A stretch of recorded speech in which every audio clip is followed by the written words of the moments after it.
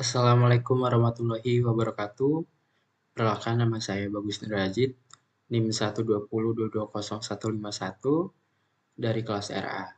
Di sini saya akan mempresentasikan mengenai pembangunan wilayah berdasarkan teori klaster dari mata kuliah perencanaan wilayah. Adapun dosen pengampunya yaitu Pak Asirin STMT. Di sini outline untuk pembahasan materinya yaitu yang pertama ada latar belakang teori klaster, yaitu selanjutnya ada pokok pemikiran keunggulan kompetitif, pengertian klaster dan contohnya, komposisi dan pengaruh klaster, definisi pembangunan regional, dan kritik konsep klaster. Yang pertama yang berlatar belakangi tentang klaster ini yaitu dengan lambatnya pertumbuhan ekonomi di negara Amerika Serikat dan adanya tekanan krisis ekonomi, khususnya pada tahun 1990 sampai 2018 yang mengalami titik krisis ekonomi paling rendah yaitu paling tinggi yaitu pada tahun 2009 sampai 2010.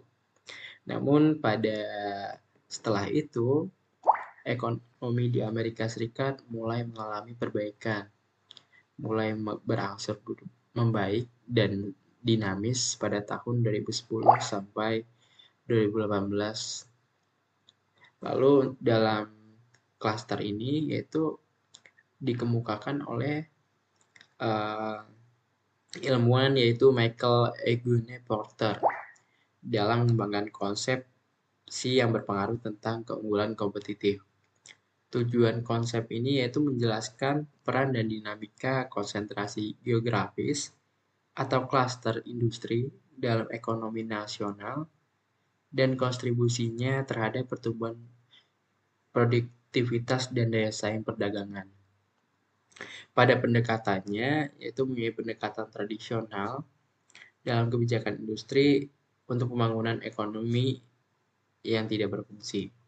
Meliputi yang pertama perbaikan lingkungan dan iklim bisnis, itu dimana nantinya akan adanya perbaikan dari lingkungan, dari ekonomi yang dibangun industrinya, dan iklim bisnis yang lebih sehat nantinya.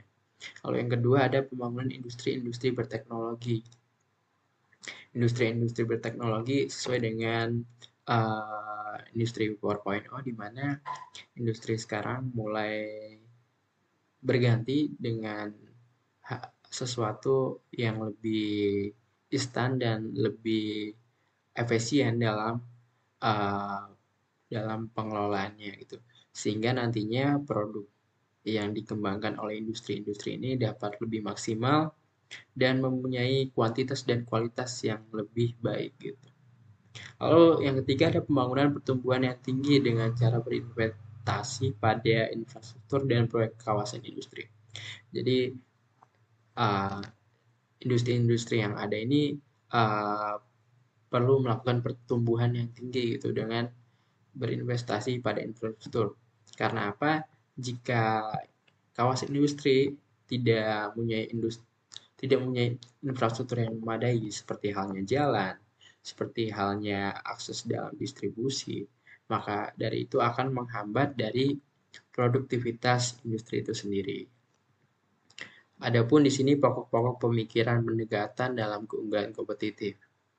Yang pertama ada pembangunan yang berfokus pada keunggulan kompetitif, bukan hanya dalam penciptaan lapangan pekerjaan saja, yang dimana dalam arti di sini pembangunan keunggulan kompetitif yaitu pembangunan yang dapat berdaya saing, gitu. Tidak hanya berfungsi sebagai nantinya adanya uh, masukan dari lapangan pekerjaan yang ada di daerah situ, tapi juga dapat berdampak lebih daripada itu. Lalu yang kedua yaitu pembangunan berbasis klaster yang mencerminkan intinya yaitu dari pendorongan terciptanya lapangan kerja dan upah. Lalu yang ketiga ada pembangunan strategi, pembangunan daripada daftar tindakan, lalu ada pembangunan dengan prioritas dan urutan atau sequence. Yang terakhir yaitu pembangunan berdasarkan data, bukan politik atau pemikiran penuh yang yaitu harapan semata. Adapun faktor-faktor yang menentukan keunggulan dari daya saing wilayah antara lain yaitu faktor environment, yaitu faktor sumber daya yang telah dimiliki oleh suatu wilayah tersebut. Bila sumber daya yang ada pada suatu wilayah itu mempunyai keunggulan yang dapat dimanfaatkan, maka dari itu daya saing dari wilayah tersebut akan lebih naik dan dapat bersaing dengan wilayah-wilayah yang ada di sekitarnya. Lalu yang kedua ada keunggulan secara makroekonomi, di mana kebijakan moneter atau pembangunan manusia dan kelembagaan politik yang efektif.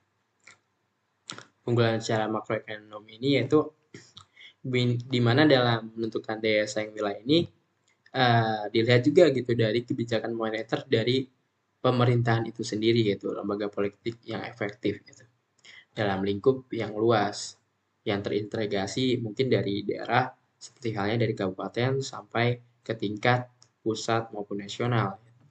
Lalu yang ketiga ada keunggulan secara mikroekonomi, yaitu kualitas lingkungan, pengembangan dari klaster, kecanggihan strategi, dan operasional perusahaan.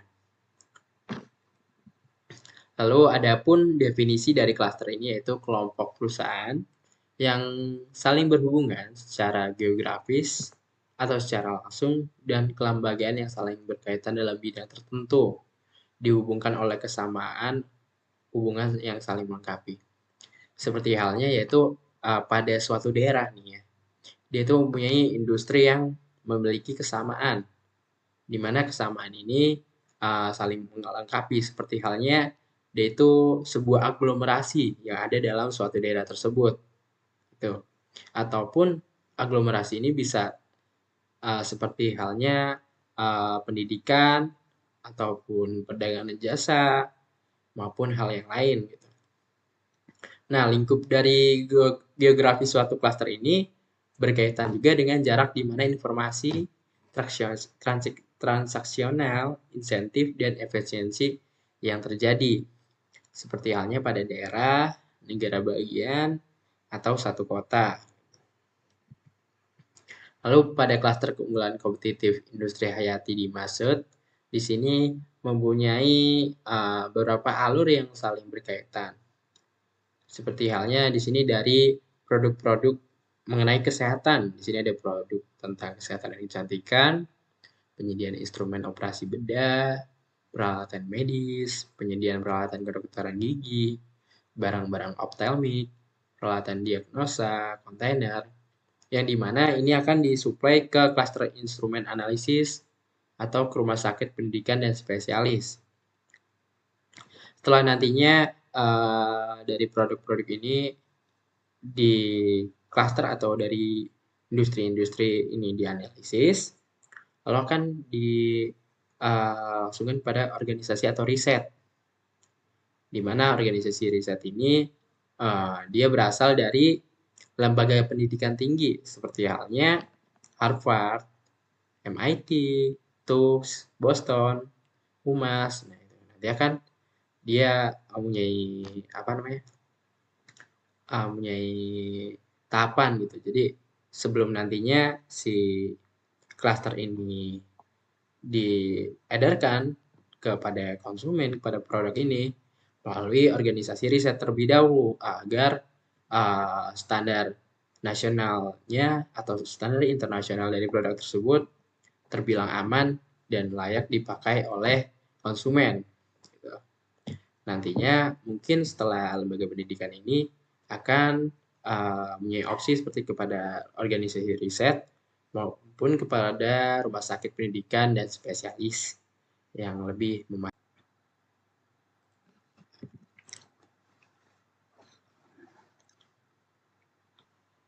Lalu pada komposisi klaster di Amerika Serikat. Nah, pada Amerika Serikat ini mempunyai dua klaster, yaitu klaster global dan klaster lokal, di mana pada klaster global ini dapat melayani pasar nasional dan global.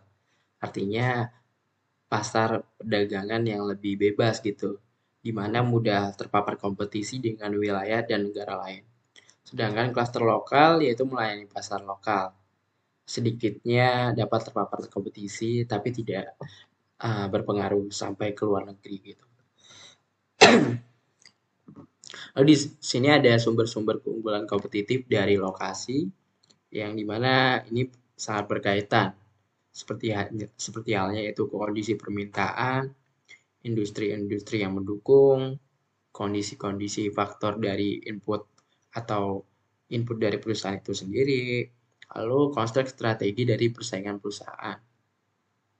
Di mana dalam keempat ini yaitu titik dari kompetitif yang nantinya akan bersaing gitu. Di mana suatu klaster mempunyai keempat ini mumpuni gitu ya, dari kondisi permintaan dia cukup baik, cukup banyak, dari strategi persaingan perusahaan dia baik, dari kondisi faktor input yaitu internal dari perusahaannya baik, dari industri-industri yaitu dia mempunyai supply-supply dari pendukung perusahaan juga baik, itu akan menjadi sumber-sumber keunggulan dari kompetitif lokasi. Lalu selanjutnya ada klaster yang mempengaruhi persaingan dalam 3 cara yang luas, yang dimana ini mencerminkan dan memperkuat bagian dari Porter Diamond. Di sini ada 3, yaitu yang pertama ada hubungan pribadi, jaringan individu dan lembaga yang berinteraksi, lalu komunikasi tatap muka, di mana akan menghasilkan yaitu meningkatnya produktivitas dari perusahaan atau industri konstituen, meningkatkan kapasitas peserta klaster untuk inovasi dan pertumbuhan produktivitas, lalu merangsang pembentukan bisnis baru yang mendukung inovasi dan memperluas klaster. Yaitu selanjutnya mengenai klaster dan produktivitas, di mana yang pertama mengenai akses ke input dan karyawan khusus. Artinya lokasi dalam sebuah klaster dapat memberikan akses unggul atau lebih murah ke input khusus. Selanjutnya, akses informasi. Nah, pentingnya memperoleh informasi tentang kebutuhan pembelian saat ini gitu. Agar produktivitas dari pembelian ini dapat terlihat gitu. Apakah dia signifikan atau dia hanya stagnan gitu. Lalu di sini ada komplementaritis, di mana klaster meningkatkan produktivitas melalui perolehan dan perakitan input serta fasilitas. Lalu keempat ada akses ke institusi dan barang publik, di mana klaster membuat banyak input yang jika tidak akan mahal menjadi barang publik atau semi publik gitu. Artinya institusi akan membuat klaster akan membuat banyak barang dan jika tidak mahal atau harganya murah, hal tersebut akan menjadi barang yang bisa dipakai oleh semua orang. Lalu insentif dan pengukuran kinerja, di mana klaster meningkatkan insentif dalam perusahaan untuk mencapai produktivitas tinggi karena beberapa alasan. Lalu yang selanjutnya klaster dan inovasi. Partisipasi klaster menawarkan banyak potensi keunggulan dalam inovasi dan peningkatan. Walaupun melibatkan mungkin nantinya ada beberapa resiko.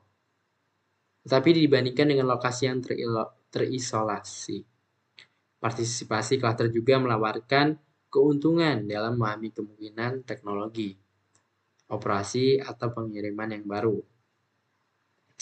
Artinya dari klaster ini juga dia punya potensi keunggulan gitu ya, nantinya menawarkan sesuatu yang memberikan benefit bagi klaster itu sendiri. Nah, salah satu benefitnya nih dari pembangunan ekonomi wilayah ini yaitu meningkatkan keterkaitan dan limpahan untuk mendorong perkembangan ekonomi yang besar.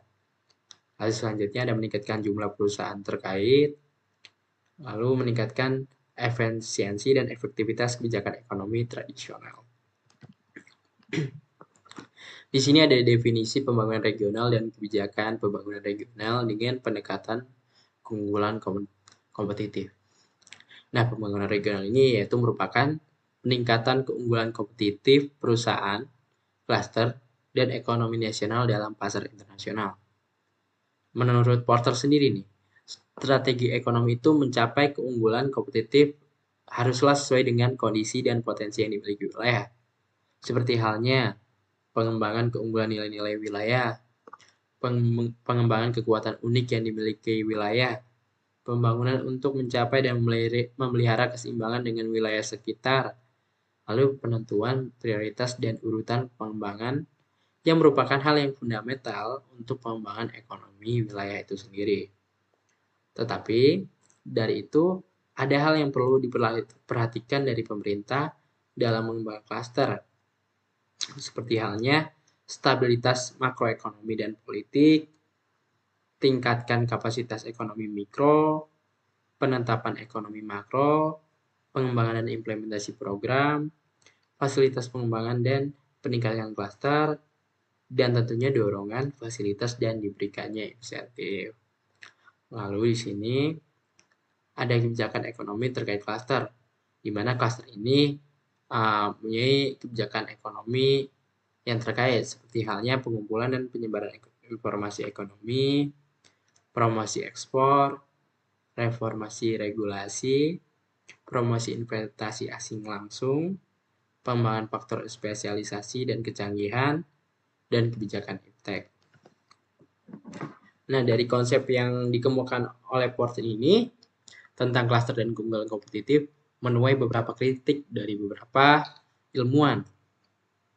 Seperti halnya Gardon dan MC Sen, yaitu mengemukakan bahwasannya kejelasan konseptual ini dari kelompok ditantang, dan khususnya kaitan gagasan dengan keragaman pendekatan teoritis yang ada untuk aglomerasi geografis. Lalu selanjutnya ada Markusen juga yang menentang dari dan yang mengkritik dari Porter, itu penekanan Porter pada gagasan persaingan dan daya saing yang berorientasi pada perusahaan dan industri yang telah dipertanyakan dalam kaitannya dengan pembangunan lokal dan regional.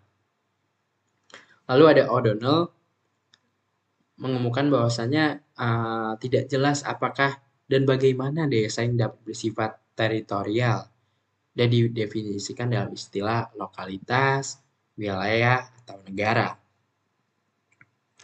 Meskipun banyak kritik dari para ahli yang menanyakan dan kurang sepahaman dengan konsep dari Porter, namun terhadap karakteristik inisiatif cluster mempunyai beberapa keberhasilan, antara lain adanya pemahaman bersama tentang daya saing dan peran cluster dalam keunggulan kompetitif, batas cluster yang sesuai, keterlibatan luas peserta cluster dan lembaga terkait, lalu struktur yang mencakup semua cluster di suatu wilayah, negara bagian, provinsi ataupun nasional gitu.